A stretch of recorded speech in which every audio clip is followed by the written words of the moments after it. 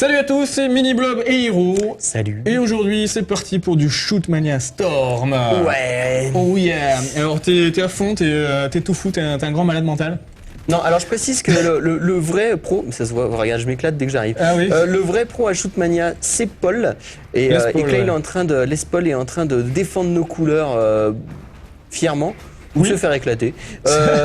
Et du coup, il m'a donné cette lourde tâche qui est de tester le Shootmania. Shootmania. Ouais. Donc, je m'exécute étant moi-même un amateur. Tu te fais exécuter surtout. Oui, je me fais aussi exécuter. Oui. Mais étant moi-même un amateur de Quake-like, parce que tu vas voir que c'est un FPS multi qui a pas mal de rapports avec ce bon vieux Quake et toutes les déclinaisons qui s'en suivent.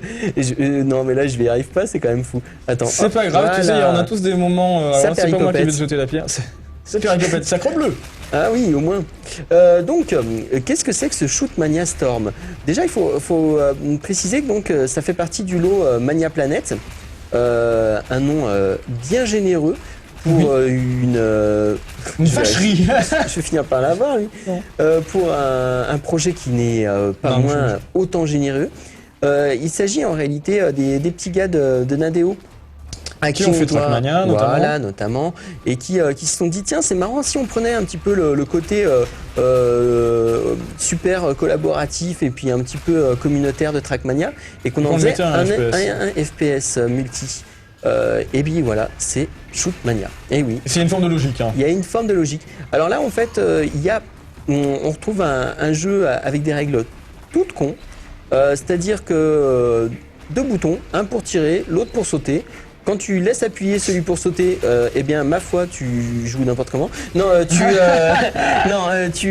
quand tu laisses appuyer celui pour sauter, eh bien, tu sprints. On voit la barre d'endurance en bas à droite. Ah oui, effectivement. Là, sur ce mode-là, je peux prendre 2 pets avant de crever. Depuis tout à l'heure, je rate mes sauts. C'est ouais, mais voilà, il y a un peu de latence. Hein, donc ouais, ça doit être un peu bizarre, du coup. De passer d'un PC à l'autre, c'est toujours surprenant. Ouais. Donc, avec cette fameuse maniabilité super simple, une seule arme, mais plein de modifications. Alors on va pas forcément nécessairement le voir dans ce mode-là, sur cette map, mais avec un peu de chance, on n'aura probablement pas le temps en fait de vous montrer une seconde map. Mais non, de toute façon, rassurez-vous, on comptait faire avec l'ami Les Paul des GL multi un petit peu plus fun, notamment avec vous, chers lecteurs, histoire de montrer des parties un peu plus rigolotes. Donc là, je vais juste m'attarder à présenter le principe. Donc l'arme de base, c'est une espèce de... Ouais, c'est une espèce de c'est pas des tirs instantanés, c'est pas un railgun, c'est, je sais pas, on dirait un jet de plasma. Voilà, c'est un peu un truc bizarre. C'est pas un railgun du tout, ça ressemble plus aux roquettes, quoi. Enfin, je vois très bien ce que tu veux dire, c'est ça que ça m'évoque depuis tout à l'heure, c'est ce à quoi ça me faisait penser, les roquettes de Quake, quoi. Avec une certaine... Enfin, un peu rapide, je pense. Voilà. Mais tu retrouves vraiment le principe comme ça. C'est marrant parce que du coup, ça fait penser à Quake, ça fait penser à Warsaw aussi, dans sa rapidité, pour ceux qui connaissent. Donc vraiment, non là je faisais vraiment n'importe quoi. Donc vraiment ultra speed. Ça après, tu vas avoir quand même un équivalent au railgun. Et ça va comprendre ça. Ouais, ça va être en passant sur certaines surfaces. En passant sur certaines surfaces, tu vas pouvoir comme ça, petit à petit, excuse-moi. Tu vas pouvoir tout accéder simplement à un nouveau type d'arme. En fait, c'est ton arme qui se change automatiquement. Ouais. C'est même pas que tu n'as pas le choix, quoi. En fait, quand tu es dans certains endroits, tu as une espèce de railgun. Sauf que du coup, si tu quittes cet endroit, tu perds la modification.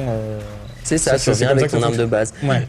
Sachant que tu as quelques armes comme ça, tu vas avoir le jour de la release, il y a aussi l'arc qui a été implémenté. Pour être tout à fait franc, là je suis en train de le tester, donc je sais pas ce que ça peut donner. D'accord. Et puis tu vas avoir tu as aussi, quand tu es en souterrain, tu as aussi une espèce de truc explosif. En gros, ça balance une espèce de lance-grenade un peu plus. D'accord, ok. Alors t'as vu avec un côté futuriste. Ça tombe bien, t'as vu, on a été assez court sur cette partie et on va pouvoir montrer une autre map qui sera certainement plus intéressante parce que ça va me permettre de te montrer peut-être d'autres surfaces. Là, c'était un peu chiche en termes de surface. Sur la deuxième, j'espère qu'on va avoir notamment du bois sur lequel tu vas voir qu'on peut glisser. Il y a aussi des fois des endroits en fait qui sont en fer ou sur lesquels on peut pas sauter. Par contre, on peut courir plus vite peut-être éventuellement. Alors non, on manque de bol, on tombe sur un truc vraiment bateau. Ah, bon, pas de bol. Hein, c'est la vie, c'est comme ça. Donc, comme on disait avec les spoils, tu oui, on va essayer de. Là, je suis vraiment désolé, je ne choisis pas les serveurs, enfin les maps sur lesquels on tombe. Ouais, c'est pas un souci. Donc là, on est sur un mode un petit peu particulier, sachant qu'il y a 3 modes principaux dans Shootmania. 3 modes qui sont vraiment orientés e-sport. Donc un mode qui est du 1 contre 3 les uns après les autres, qui est assez bizarre. Mais, je crois que ça a été longuement teasé. Ils ont fait des events autour de ça avec des joueurs pros, machin. C'est ça. Ouais. Effectivement, c'est des modes qui sont les 3 modes en fait. On dirait gagner e-sport, 3 modes sérieux, sont vraiment sérieux. Ils sont pas si faciles d'accès. Ils sont sympas, mais il faut peut-être c'est pas par ça qu'on commence quoi. Honnêtement, c'est pas les plus fun. Ensuite, tu vas voir vraiment une foule d'autres modes. Moi, j'ai une petite préférence pour ce mode-là, s'il y a le mode battle.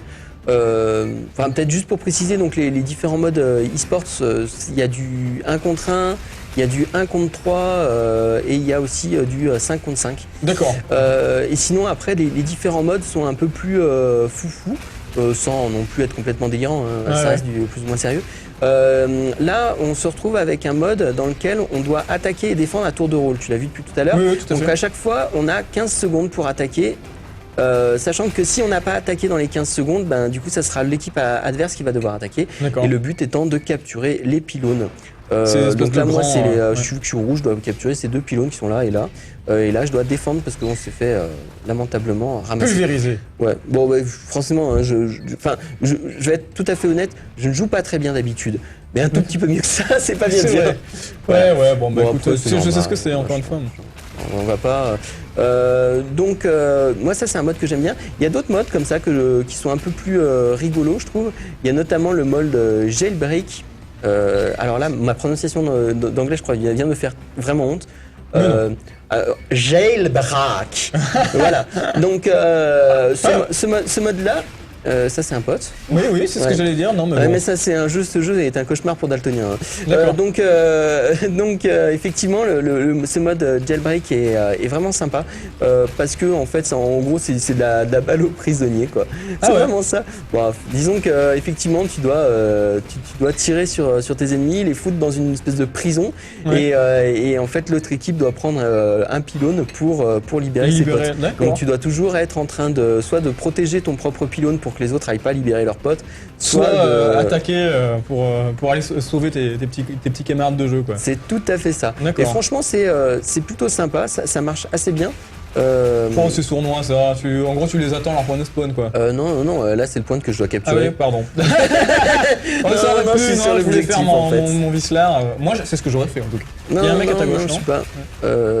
Non, ça c'était la droite. Ouais, daltonien, je sais pas, de la gauche, la droite.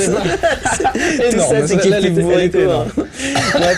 Non mais honnêtement, on se retrouve avec un jeu fort agréable. Maintenant il y a quelques petits soucis, notamment d'ergonomie au niveau du Mania Planet. Ce qui est vraiment intéressant, c'est que tout le monde peut créer ses propres maps. Ouais, c'est l'esprit Trackmania. C'est ça, c'est l'esprit Trackmania, créer ses propres maps, proposer des nouveaux modes. Il y a vraiment un aspect communautaire quoi, qui est vraiment intéressant.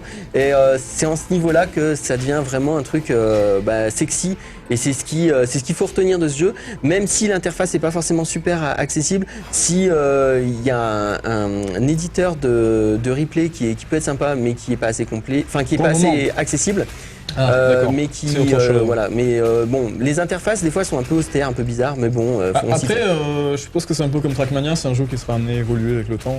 C'est le but. Donc c'est pour ça que c'était assez difficile de pouvoir le juger au moment de sa sortie. Tout à fait, je comprends bien.